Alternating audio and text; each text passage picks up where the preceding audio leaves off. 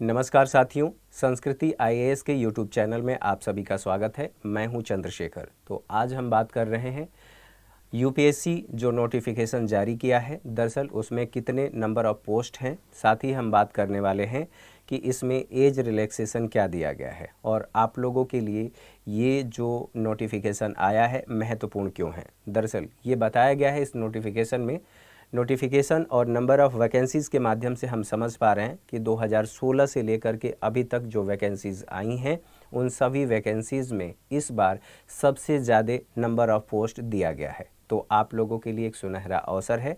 चलिए एक बार डिटेल में देख लेते हैं कि क्या क्या बातें इसमें शामिल है। यहाँ पर देखें, civil services exam CSE 2023 vacancies detail की बात करें तो टोटल नंबर ऑफ़ पोस्ट जो आए हैं 1255 के साथ साथ आप लोगों को ये ध्यान रखना है कि नंबर ऑफ़ पोस्ट यहाँ पर सीएसई के लिए यानी कि सिविल सर्विसेज एग्जामिनेशन के लिए टोटल 1105 पोस्ट आई हैं। आईएफओएस के बारे में बात करें तो 150 वैकेंसीज यहाँ पर दी गई हैं। कैसे आप अप्लाई कर सकते हैं, हाउ टू अप्लाई, तो upsconline.nic.in पर जा कर के आप अप्लाई कर सकते हैं, अपना फॉर्म फिल कर सकते हैं। इसी के साथ साथ यहाँ पर ध्यान रखें कि अब तक की जो डिटेल है, जो वैकेंसीज़ की हमने बात की कि सबसे ज़्यादा है, किस आधार पर हम कह रहे हैं, हमारे पास कोई आंकड़ा तो होना चाहिए। तो आंकड़ों की बात एक बार कर लेते हैं। 2016 में जो टोटल वैकेंसी आई थी वो 1079 थी, 2016 की बात की जा रही है। यहाँ पर देखें 2017 में 980 वैकेंसी थी, 2018 की बात करें तो 782 वैकेंसीज थी और 2019 की बात करें तो 896, 2020 में 796 वैकेंसीज आई थी और 2021 में आप देखेंगे 712, 2022 की बात करें तो 2022 में 1011 वैकेंसीज आई थी। इस बार टोटल जो नंबर ऑफ़ वैकेंसीज़ हैं वो बताया गया है नोटिफिकेशन में कि 1255 अब तक की, मतलब 2016 के बाद सबसे ज़्यादा वैकेंसीज़ इस बार आई हैं। इसी से संबंधित कुछ और बातों को देख लेते हैं। यहाँ पर क्वालिफ़िकेशन आपकी क्या होनी चाहिए, क्वालिफ़िकेशंस के बाद हम एज रिलैक्सेशन के बारे में भी बात करेंगे। तो इंडियन एडमिनिस्ट्रेटिव सर्विस के बारे में बात की जा रही है कि बैचलर डिग्री होनी चाहिए, मतलब आप ग्रेजुएट होने चाहिए किसी में भी। यहाँ पर एनी स्ट्रीम, किसी भी क्षेत्र में आप ग्रेजुएशन की डिग्री प्राप्त किए हों तो आप फॉर्म भर सकते हैं। लेकिन ध्यान ये रखना है कि किसी मान्यता प्राप्त विश्वविद्यालय से ही आपने पढ़ाई की है तब आप भर पाएंगे। कोई ऐसा विश्वविद्यालय नहीं होना चाहिए जिसको ये रिकॉग्नाइज नहीं करता है, ये विशेष तौर पे ध्यान रखना है। इसके अलावा इंडियन फॉरेस्ट सर्विस की बात करें तो इंडियन फॉरेस्ट सर्विस की वैकेंसीज भी इसमें शामिल हैं, जो 1255 हमने बात किया है।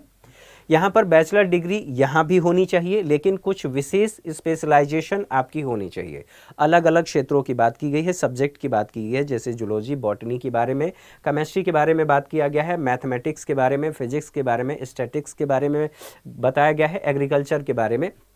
इक्विवेलेंट यानी उसके समानांतर कुछ होना चाहिए, तब आप इस फॉर्म को भर पाएंगे। एक महत्वपूर्ण आप बात ये भी ध्यान रखें कि जो इंडियन एडमिनिस्ट्रेटिव सिविल सर्विसेज है, इसका प्री और इसका प्री दोनों का प्रारंभिक परीक्षा एक साथ लिया जाता है, लेकिन दोनों की जो मुख्य परीक्षा है वो दोनों अलग अलग होती हैं। अब इसके साथ साथ आप देखेंगे यहाँ पर इम्पॉर्टेंट डेट की बात करें, कब कब आप क्या क्या अप्लाई कर सकते हैं, कब आप फ़ी पेमेंट कर सकते हैं, लास्ट पेमेंट की डेट क्या है, या लास्ट आप सबमिशन की डेट की बात करेंगे, कब किया जा सकता है, एग्ज़ाम की डेट क्या है, इसके बारे में देखिए। एप्लीकेशन बिगनिंग यानी कि शुरुआत कब हो रही है, तो 1/2/2023 से आप फॉर्म भरना शुरू कर देंगे। वहीं लास्ट डेट की बात करें, last date of for apply online, तो 21/2/2023 तक आप अप्लाई कर सकते हैं। लास्ट डेट पे एग्ज़ाम फ़ी, मतलब आप कब भुगतान कर सकते हैं अपनी फ़ी, तो यहाँ पर दिया गया है 21/2/2023 तक आप अपना फ़ी पेमेंट कर सकते हैं। ये इसकी आखिरी डेट है। इसके बाद अगर आप चाहेंगे करना तो नहीं होगा और इस वैकेंसी से आप वंचित रह जाएंगे। साथ ही यहाँ पर देखिए, अगर कोई आपने गलती कर दी है, कुछ आपने नाम या कुछ भी आपने गलत भर दिया है, तो करेक्शन के लिए दिया गया है 22 से लेकर के 28 फरवरी 2023 तक आप करेक्शन करा सकते हैं, करेक्शन कर सकते हैं। प्री एग्ज़ाम डेट की बात करें तो यहाँ पर 28/5/2023 को इसका प्रीलिम्स एग्ज़ाम होगा। साथ ही अब इससे संबंधित कुछ और बातों को देख लें। एज लिमिट क्या है, तो एज लिमिट जो अभी बताई गई है वो ये है, मतलब मिनिमम एज लिमिट कितनी होनी चाहिए, 21 वर्ष। अगर आप 21 वर्ष पूरा कर चुके हैं और आपके पास बैचलर डिग्री है तो आप इस एग्ज़ाम में बैठ सकते हैं। ये कोई भी बैठ सकता है, कोई भी दे सकता है। मैक्सिमम एज लिमिट की बात करें तो 32 वर्ष से पहले आप एग्ज़ाम दे सकते हैं। 32 वर्ष के यदि आप हो गए हैं फिर आप एग्ज़ाम नहीं दे पाएंगे। इसके लिए कहा गया है कि कुछ डेट बताई गई हैं, थोड़ी देर बाद अभी देखेंगे। यहाँ पर कहा गया है कि एज रिलैक्सेशन एक्स्ट्रा एज पर रूल दिया गया है, मतलब जो रूल्स रेगुलेशन है उसके अनुसार एज लिमिट आपकी, यहाँ पर देखें, a candidate must have attained the age of 21 years and must not have attained the age of 32 years on the 1st of August 2023। यहाँ पर सबसे पहले आप लोगों को ध्यान रखना है कि आपको 32 वर्ष 1 अगस्त 2023 तक अगर आपने पूरा कर लिया है तो फिर आप इस फॉर्म को नहीं भर पाएंगे। साथ ही साथ यहाँ पर यह भी कहा गया है the candidate must have been born not earlier than 2 August 1991, इसके अलावा and not later than 1 August 2002। तो दोनों के बारे में बता दिया गया है। दरअसल इसी को और ज़्यादा विस्तार से यहाँ पर बताया गया है कि कब आप पैदा हुए होंगे और आपकी जो एज लिमिट है इसके बीच होना चाहिए, तभी आप फॉर्म फिल कर पाएंगे, अन्यथा आप नहीं कर पाएंगे यदि आपके पास चांस भी है तो भी। इसके अलावा the upper age limit prescribed above will be relaxable, मतलब आपको एज लिमिट में छूट दी जाएगी। कैसे? Up to a maximum of 5 year, 5 वर्ष की छूट दी जाएगी। अगर कोई कैंडिडेट, यहाँ पर देखिए, शेड्यूल कास्ट का होगा, शेड्यूल ट्राइब से होगा तो उसे 5 वर्ष की छूट मिलेगी। ठीक है। इसके अलावा यहाँ पर देखें, यहाँ छूट की बात कही गई है, 5 वर्ष की छूट की बात कही गई। अभी उसे और विस्तार से समझेंगे।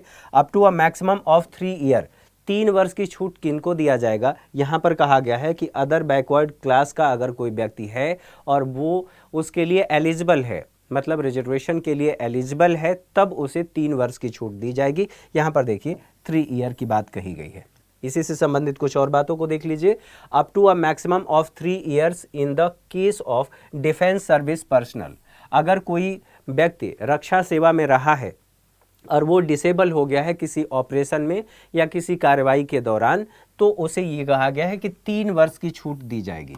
ठीक है। इसके अलावा एक और बात कही गई है, up to a maximum of 5 year in the case of ex serviceman, अगर आप एक्स सर्विसमैन हैं तो आपको 5 वर्ष की छूट यहाँ पर दी जा रही है।